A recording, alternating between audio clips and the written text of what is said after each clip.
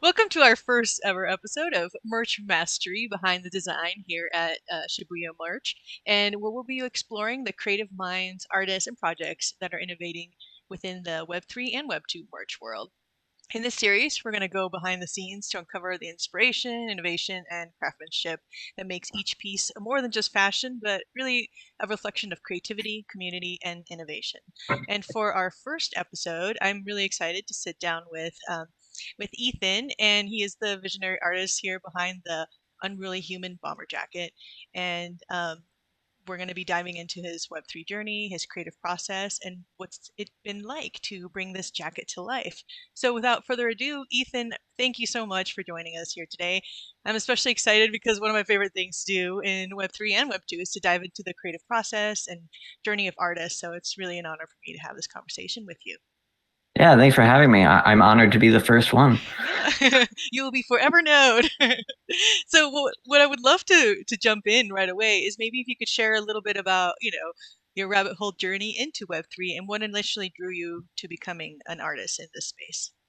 Sure, yeah. So when I back in 2018, I started drawing these creatures as kind of like an exercise outside of my work, and I kind of got addicted to drawing those creatures, and I was always like kind of looking for something to do with them, but nothing really felt right to me. Like I made stickers, I made a coloring book, but all that seemed a little bit disconnected from what I wanted them to be. I wanted them to be like collectible. I wanted people to like have an attachment to these creatures. And then like around 2020, I learned of NFTs, but back then it was so hard to figure out like how to even connect to that space. And then amazingly, somebody reached out to me and was like, "Hey, do you want to do a background on this NFT? They'll either pay me or like do a royalty thing." And I was like, "I don't really know what that means, but if I can do whatever I want and you're gonna pay me, like that sounds awesome." And so that was the Vogu. For those of you who may remember that project, it was the biggest one at the time. But during that time, it was like all that rollover. It's like, this is the biggest project, this is the biggest project, and it all changes within a week. Yeah, my background ended up being the most valuable trait within that collection. And then I kind of spun that off into Mecha Chaotic, where I was basically doing like my own, the closest that I can associate that for anyone who hasn't seen it is like, it was almost like I was making like a creepy, like horror Pokemon thing where it's like you could collect the different, we call them meta beings. So like the different Pokemon basically. And then just kind of evolved and into all different stuff. Yeah, that's how I got into Web3 and like where I ended up in Web3. No, I love that story. I didn't know that. That's cool that the attribute that you got asked to do became the most, the one that was most sought after. You said, right? Yeah, that was a pretty wild experience for me. Definitely, Oh, very fun. flattering.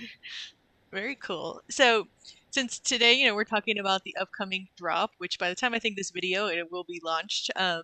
So I'm curious, like, what inspired you to do this particular jacket, and how did that creative process unfold for you?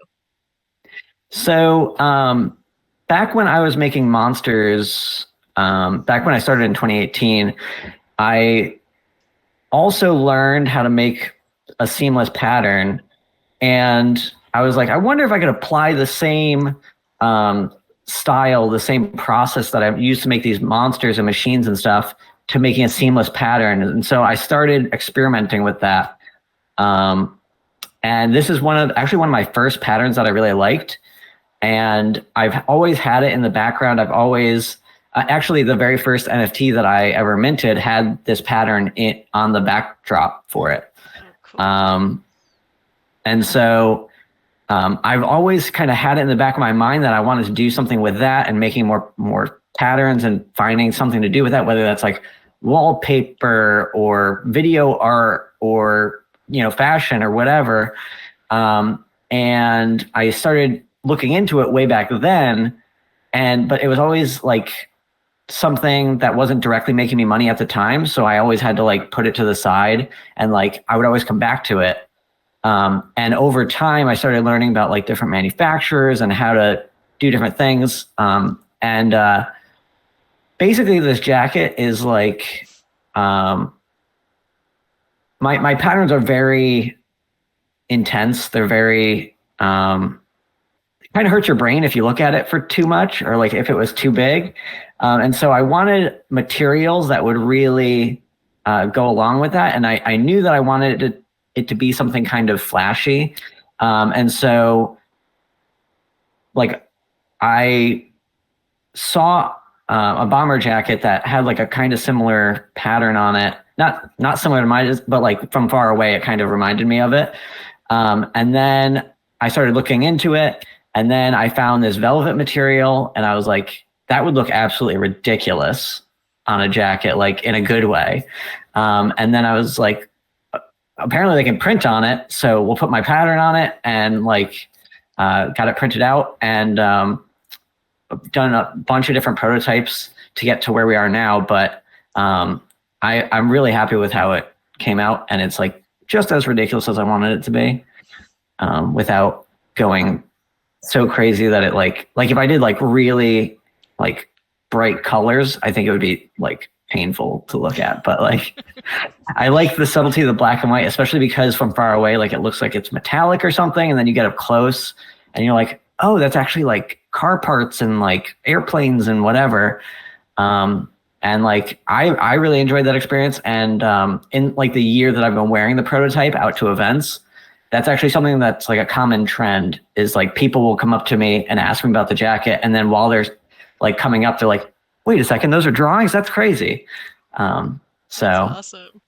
yeah. I love that. I mean, I have it, here, and I'm having the same kind of interaction with it. It's really beautiful. Like it's like that hidden message, like Totally. like you find this artifact and it's like, oh wait, there's more to it. You kind of, and I love the feel of it. There's so many levels to it that I really appreciate it. So, and so that fabric journey for you, finding that fabric, it was definitely like worthwhile, in my opinion. Thanks. So yeah, your ideation process you kind of talked about. We see.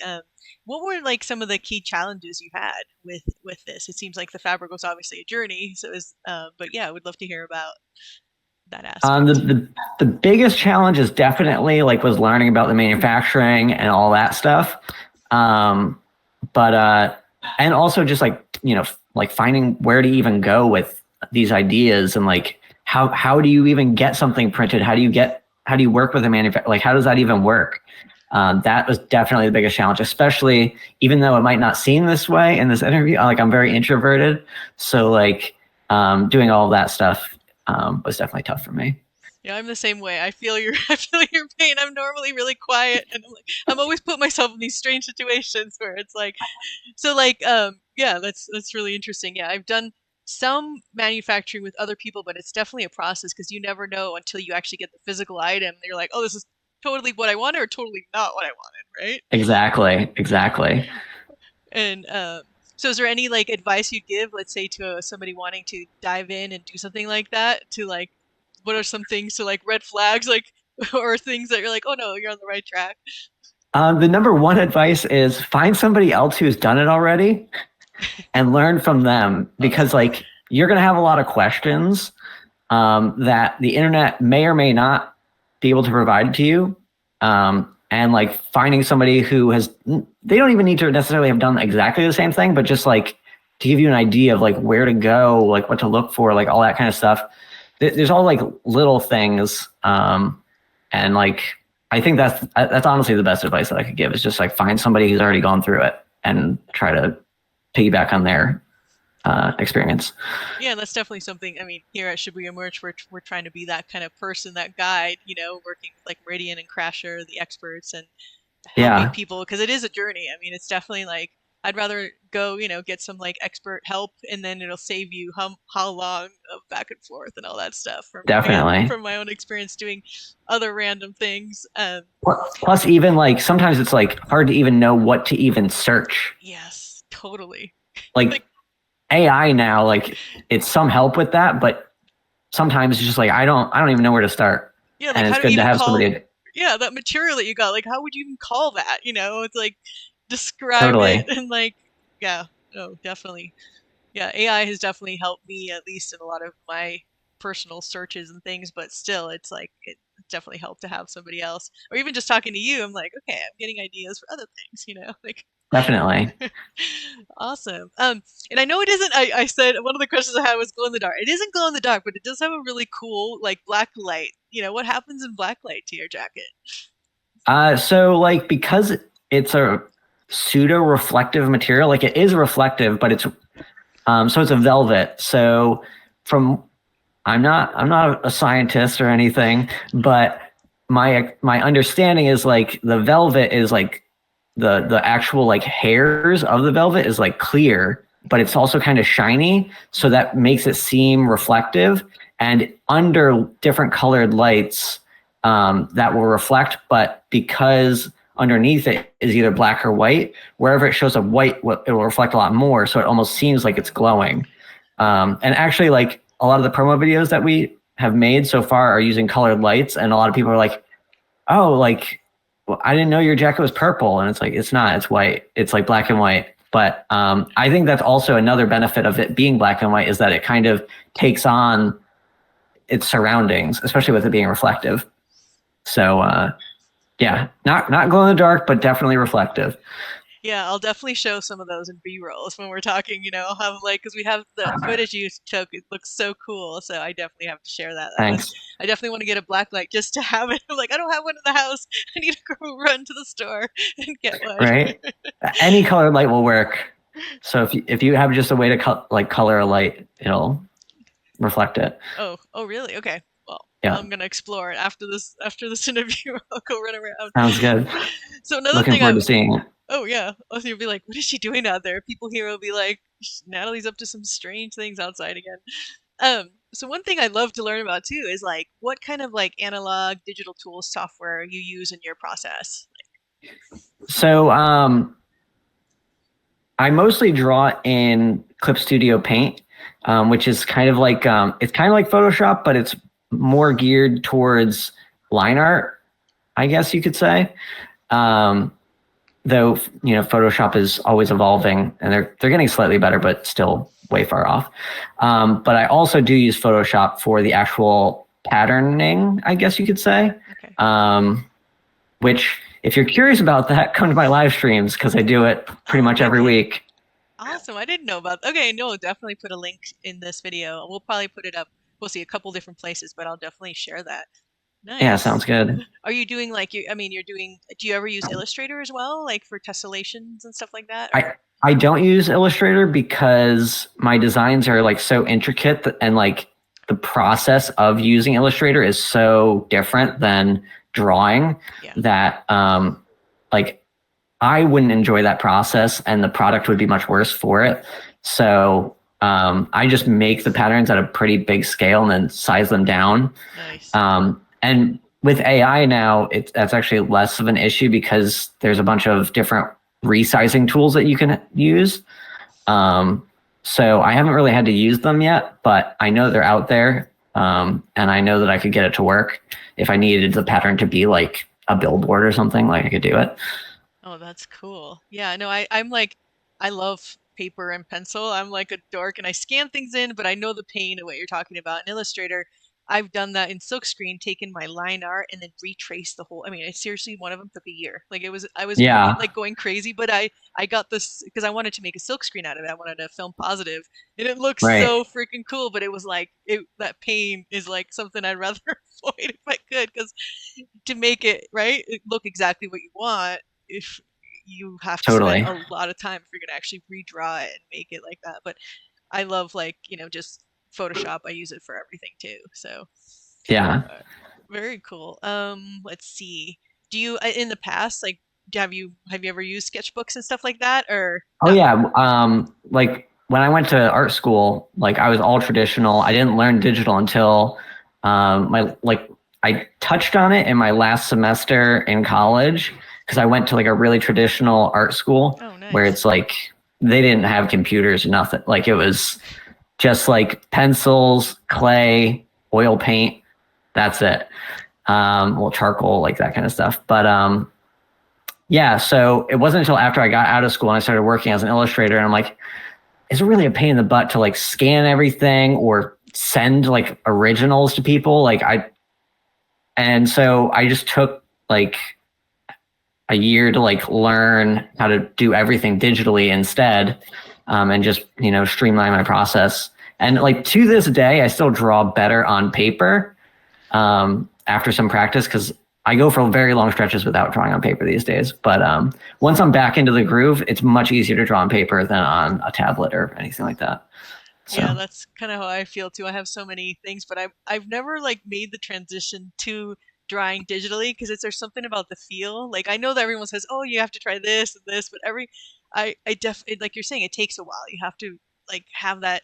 Or I've seen people who have like a super sick setup with the pressure sensitive that are really amazing. It's like you're drawing directly on the screen, which I think I saw a picture that you have like yeah, yeah, and that yeah, that's what. definitely kind of makes it that connect. I think, oh, is that what it is that you have right there? Yeah, Oh, that's so cool. Yeah. something like an arm.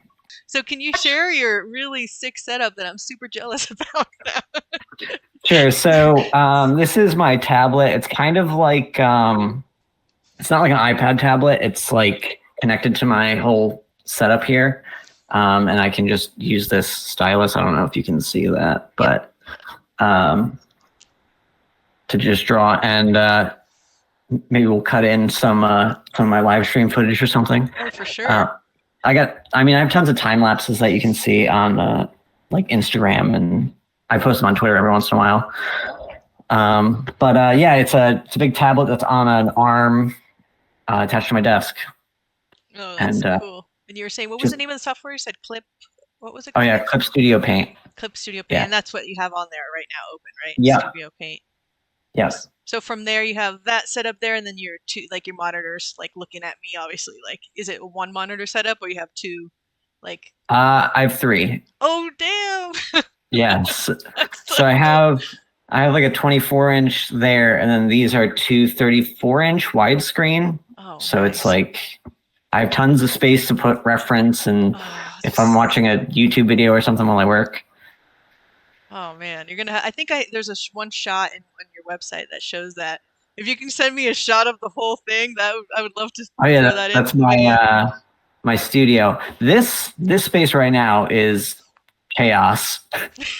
So maybe I'll have to clean it up and get you a picture. I know that's how my area is. Like I take a lot of notes, like paper notes, and then I go into Notion. But like everything around here is like I feel the same way. I probably wouldn't show that. I show like the 2 inches above the background. Right. I love it. And this is like a side question that I just thought of. Have you done like a lot of like I mean, I know you did the NFT project, but since then have you done other collaborations like where you're like yeah. I've done hundreds of collaborations. Oh, that's so cool. So one of the things that I used to do, and I mean I still do them, just it's the opportunities just aren't really around, but I do these things called raids where I go to other people's discords, other communities discords, and I draw the art of that community in my style. Oh, that's so like sick. It all started as like a kind of like a guerrilla thing where like this was back in the Wild West when it was like all the Discord servers were just open and like you could just wander in and anybody could do it. So like I used to just like go into a Discord server, just join into a voice channel and start streaming. That's and so nobody would have any idea what was going on. I would tell my community and they would all come over and then like it would start a whole thing. And then I would usually get somebody from that community who owns, their NFT and one of my NFTs. And then I would draw their NFT in my version and then I would mint it and send it to them. Oh man, that's so cool. I wish I could have so you're saying obviously now things are different. You don't do that as much, but yeah, I love that. Anything Thanks. guerrilla art and like just impromptu fun creation, I'm all about. Like, have you ever played with any like VR sculpting tools or anything like that? I can't do VR. I get too motion sick way too fast. Like I tried it once. I had it on for about half a second and I just ripped it off of my head and I was like, no. I thought I could just like muscle through it, just like force of will, but no. Well, it's so funny you say that because the first time I put it on, I was like 5 minutes in, I was really nauseous, and then I had to build up what I call my VR legs. And like the Yeah, max I can do is like 15 minutes at a time, but like it made me think of that because you can do in like things like Gravity Sketch, you can do collabs, like live VR collabs, which is, yeah, I know it's that's like, it cool. sounds probably horrifically nauseating to you right now, but like it's one of the coolest things I've ever experienced. And like, I love like live collaborative art, either live in person or live what you were saying. Yeah. And like, I'm sure people are super stoked once you started doing that in their communities. They're like, what? Like, Oh yeah, like some of the so like the upcoming projects back in the day, like when they were getting a lot of hype, some of them actually like asked me to like put that like have that art be like part of their special edition collection or whatever. So and like their communities like and when they saw me drawing in there, like people would flock in there, and like there were times like back then, Discord like would max out at like 50 or 100 yeah, people yeah. per channel, and so like I would have to start up my Twitch stream and like have them be directed there. Like it was cool. That's super cool, man. So what is your Twitch for everybody to jump in if It's they my want name, to? so it's Ethan S. Brewerton Okay, I'll link for that Twitch. too. Yeah, I used to do a uh, lot of Twitch streaming. It's fun because you can just do whatever, there's no, you know. right. Yeah, I've been streaming on Twitch since 2010, maybe no earlier than that, 2009, I think. Oh Yeah. wow, nice. That's It's been a cool. while. I haven't been consistent, but that's when I started. Though I started back then I was playing StarCraft, and then I started doing art. So yeah, Nice. So back to the tessellation. So that design in the background, that is yeah, that like a printed, looks like a tapestry, or that's one of yeah. your designs too, right?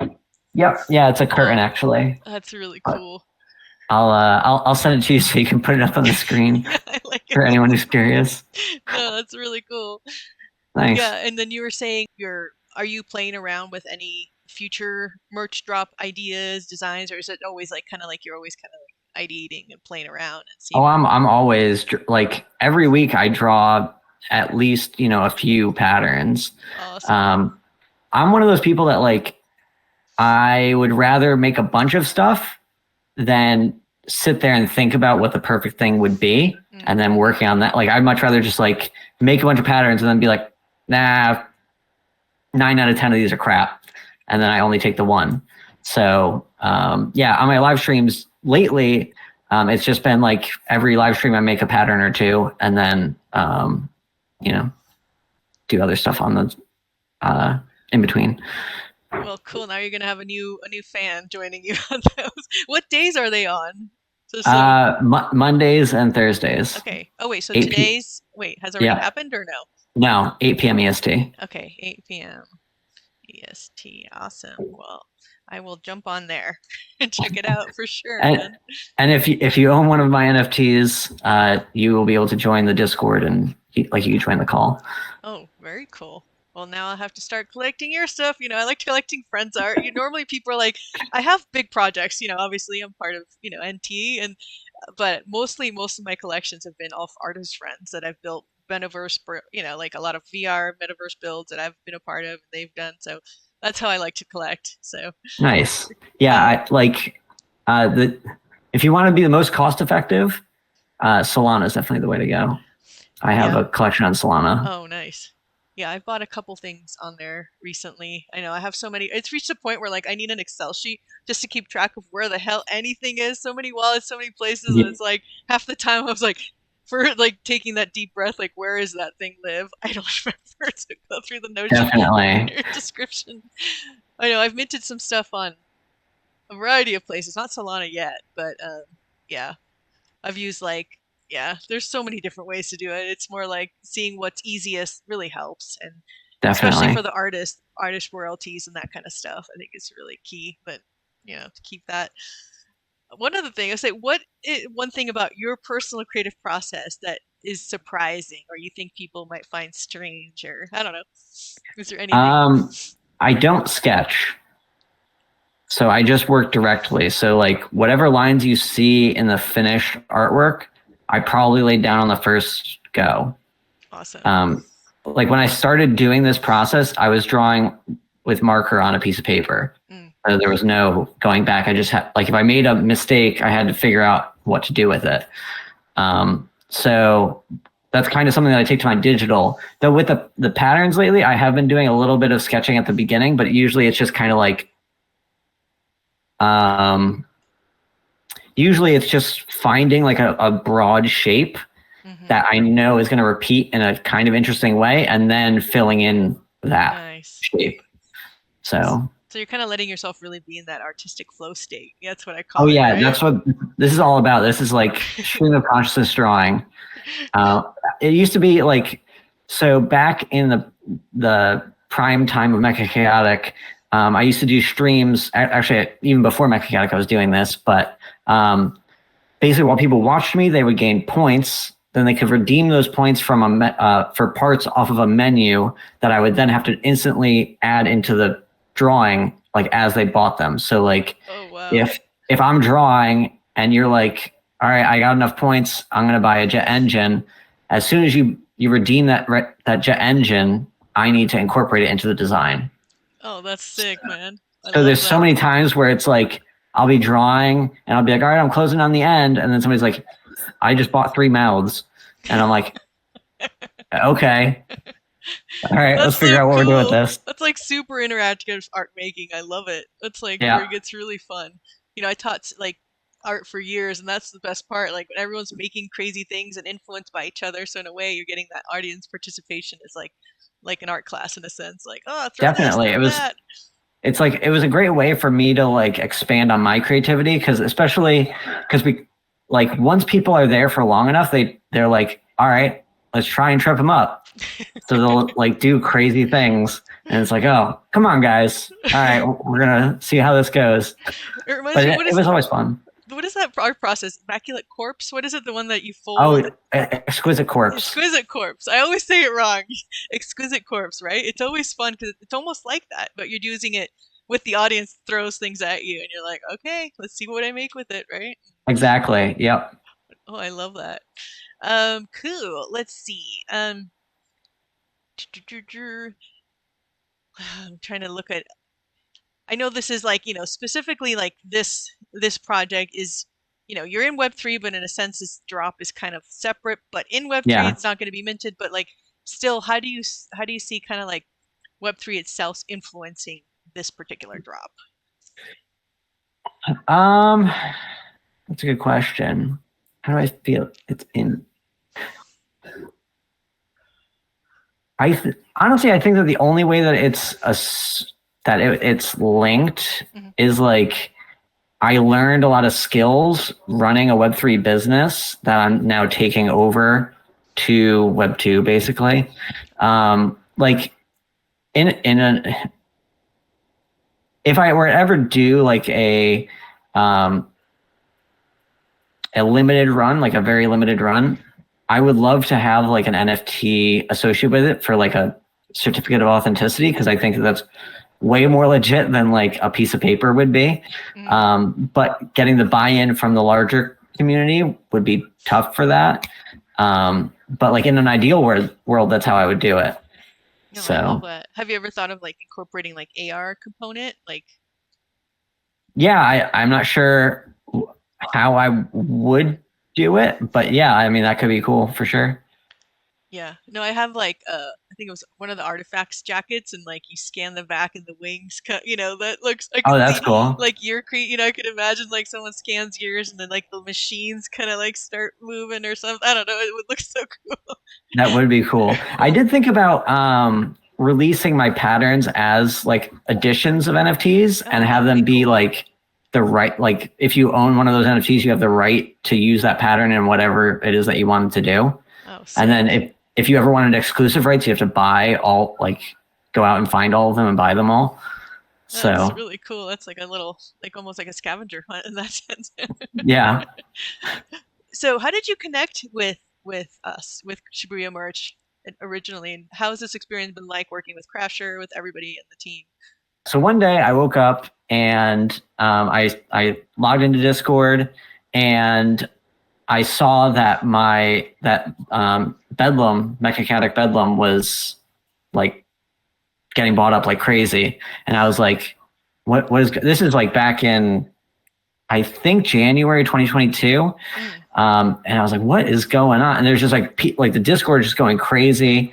And then somebody pops in and they're like, hey, why did Alex Becker follow you on Twitter? And I was like, he didn't. What are you talking? Like I go and check. And then I was like, he didn't. I don't know what you're talking about. And he's like, oh no, he did. And I was like I didn't recognize this person. I didn't know this person. And then I realized, I was signed in on Mecha Chaotic, and then I switched over to my account, and I saw that he followed me, and then I followed him, and then I saw that I had a message from Alex Becker asking me to do some stuff, and I was like, I could have if people didn't come and tell me, I might have somehow missed that, especially because I thought that I was already following him. So like, I think for a first little bit, it was just like he followed me and I was like, okay, I was like waiting for something to happen and like nothing was happening. And then I went to his page and I was like, wait a second, I'm not what? Okay. I followed and then it was in my DMs. Oh, that's because back then that's how that worked. So what did you do? Did you actually end up doing like? I did a promo art for you guys. I think the first thing that I did was it was a promo for like the Squid Games type thing that you guys had, the first one. Okay, back. See, I joined in about a year ago, so I unfortunately wasn't part of any of the early stuff. Sure. So that's why I'm like, wait, educate me. I'm looking for it real quick to see if I. Oh yeah, so we'll do that. Oh, wicked! Ooh. All right, so this was the first one that. So I work with another artist who, when I'm like really busy, I work with my friend Walter Ostley, who does the coloring. So I do the lines, and then he does the coloring. And so this was the first piece that I did for Neo Tokyo. Damn, I've seen this before. That's so cool. I think.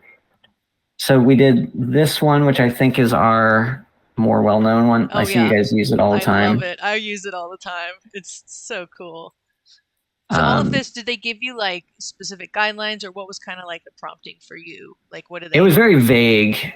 It was like, we want, citizens gathered around like a conference table or something like that kind of a thing. And like, they did give us a little bit more information, but I don't remember exactly what it was, but I do remember it being pretty vague.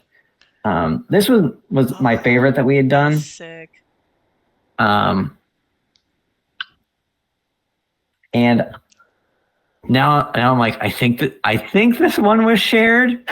Yeah, I think I've seen that one. If not, then I can always ask and be like, am I allowed to share this? Okay, I'm writing the note. Ask about that. Looks familiar, but maybe they're gonna use it for something. I'll definitely ask about image. Yeah. Because I did a decent amount of artwork. It's just a matter of whether it actually came out or not. So yeah. But I did a few more. But now I'm like paranoid to share anything. No, but don't worry. I can ask Firestorm. I'll be like, hey, we interviewed him. Is it okay that I'm showing these images? So I can ask. But yeah. Show away. These are too cool. Ooh, I've seen this one before. This sick. One I think is a banner for one of the collections. Yeah, I have seen this one before. Back when PXN was a big thing, we went. So Neo Tokyo asked me to basically do a raid, but on their behalf. And so this is obviously a citizen, but in the style of PXN, that collection. That's so cool. I'm trying to think of like there's things here where I'm like, I know for sure I can't share that, but that's cool. Look at I've seen this one before. Did you also do? I know like a lot of times you can do like the animated GIF stuff. Did you do any of the animated GIFs or no? No, I didn't do any of the animations. Trying to think if there's anything else. Like I feel like there was more, but it's not in this folder. So for like the inspiration of these guys, I know they told you like slightly what they wanted, and then you just start like these. You have the same process as the tessellations, or these you sketch out. These I sketch out because it's like more involved, I guess you could say. And plus, like we wanted to, you got to test to see like So I always tried to make it so that we were using like traits from the collection whenever we were making a character, so it'd be like really recognizable.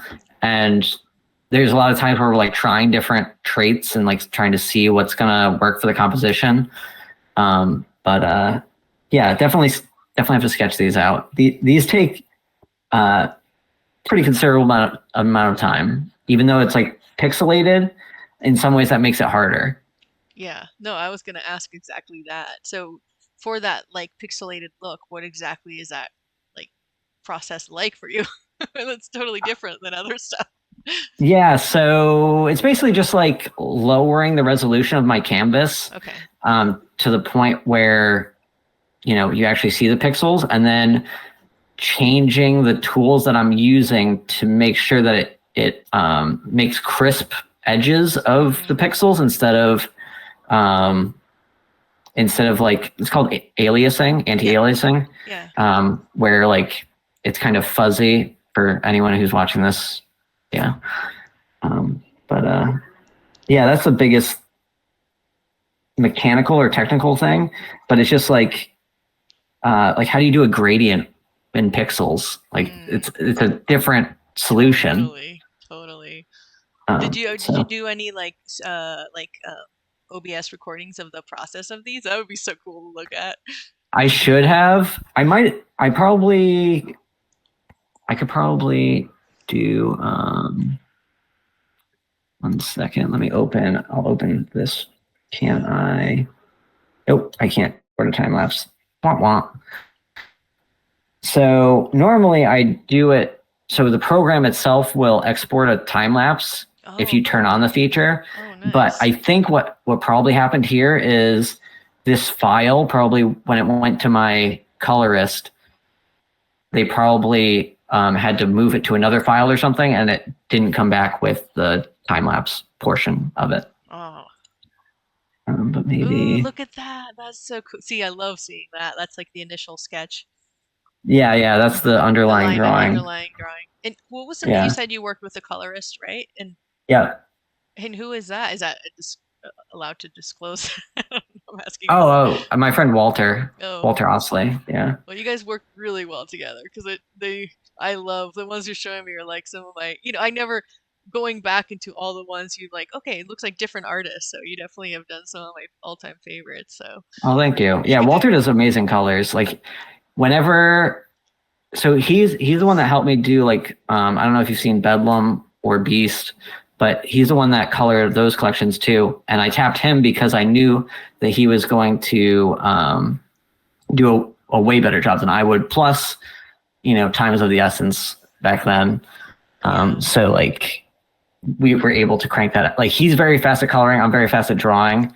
So like we were able to bang this stuff out like really quick. Man. I want to see like a whole comic book from you guys all on NT. I mean, Walter makes comics. Like we came from comics. So like, I have my own comics, but there actually are a few comics that I drew and he colored, but they're not online. I don't even know where you would get them actually. I'd have to reach out to the people that hired us, but yeah. No, I love it. I worked in an animation firm years ago. A lot of my friends were comic book artists. Like I'm an early comic book collector, and actually Web3 I have a decent collection of Web3 comics too. Oh, nice. Last 4 years, and that I love. Yeah, I'm a little fangirl when it comes to that. That's so cool. How Walter and I met. Was we were the only like two of maybe a dozen comic artists that were on Twitch at that time, and so we kind of met up that way and started becoming friends, and then started working together. I love it. That is so cool, man. I could just watch you do stuff. I'm definitely, everyone join in on the streams because you can learn so much. And it's also just seeing like watching your process, especially with like the tessellated stuff. Do you go just tessellated when you're on the live stream, or do you do like different types? Like I do all kinds of different stuff. My streams. So by the name of my brand, Mecha Chaotic, you might imagine I'm a bit chaotic. I may not seem like it here, but like, it's like even when I plan to do something on a stream, sometimes like right before the stream happens, it's like wait a second, actually this other idea would be way better for this, so we're Love it. going to do that. Um, Unless it's like something big and it's like, we've been planning this out for months, it's like I'll do that, whatever it was planned out for months. But like, if like a lot of times the previous week I'll be like, all right, join us on Monday and I'm going to be doing this thing. I'm going to be making a pattern. And then like Monday comes and like something happens that like a video game launches where it's like, oh, I should do fan art for that thing because like that'll connect with people. Awesome. Yeah. So like, you never know. I don't know. I feel like creativity is always like that. And I kind of just lean into it. Yeah, I think letting it flow where it needs to go is the best. And usually those crazy pivots are where the fun shit, that's Definitely. Lately, I've been trying to stick with patterns or like t-shirt design kind of stuff to like nice. stay with the fashion path. But who knows? Well, again, your jacket is sick, and I'm Thanks. excited for this drop, and that's why I really wanted to do this interview with you because now I could do a whole nother hour with you, but I want to be mindful of your creative time and uh, highly recommend everyone jump into his Twitch to get to like I love being like doing art while watching others doing art like you were saying it's so fun like you feel like you're in a creative space even if you're not physically there but Totally. is there Yeah.